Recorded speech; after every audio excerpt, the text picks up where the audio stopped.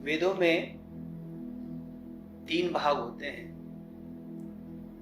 प्रथम भाग को कर्मकांड की संज्ञा विद्वानों ने दी है और द्वितीय भाग उपासना है और तृतीय भाग ज्ञान है। श्रृंखला में देखा जाए तो कर्मकांड, उपासना कांड और ज्ञान कांड, और इसकी संगति मिलाए तो कर्मकांड के द्वारा अपने अंतःकरण की शुद्धि है, उपासना के द्वारा अंतःकरण के अंदर की चंचलता का निवारण है और ज्ञान कांड के द्वारा अपने स्वरूप का अनुभव।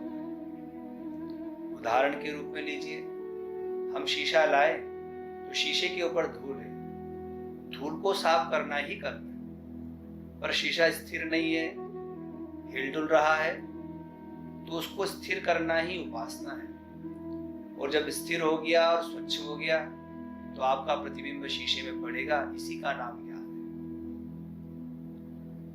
उसमें उपासना अपने उपास्य, अपने इष्ट, अपने साध्य के समीप बैठ करके की जाने वाली साधना को उपासना कहते हैं। उपमाने समीप पर, आसन माने बैठे, परमात्मा के नजदीक जाने वाली प्रक्रिया को उपासना कहते हैं। अपने मनोभावों को हम कैसे अपने इष्ट के चरणों में समर्पित कर सके, कैसे अपनी मन बुद्धि के द्वारा परमेश्वर का, अपने इष्ट का चिंतन कर सके, और कैसे इंद्रियों के द्वारा उनकी अभ्यर्चना, आराधना कर सके, इसी का नाम है उपासना।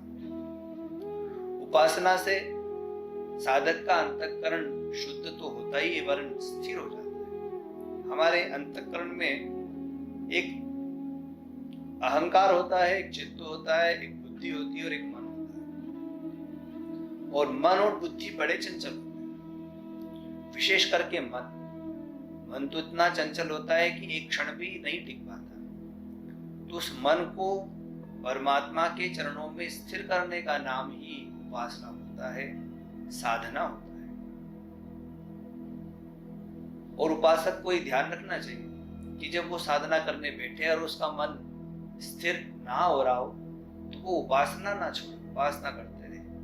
अभ्यास के द्वारा धीरे धीरे मन स्थिर हो जाता है और स्थिर मन के द्वारा फिर परमेश्वर के दिव्य स्वरूप का, दिव्य कृपा का अनुभव साधक को होता है और साधक की मन इच्छा पूर्ण होते ही उसको सुख और समृद्धि और आनंद की प्राप्ति होती है। हरिओम तत्सत।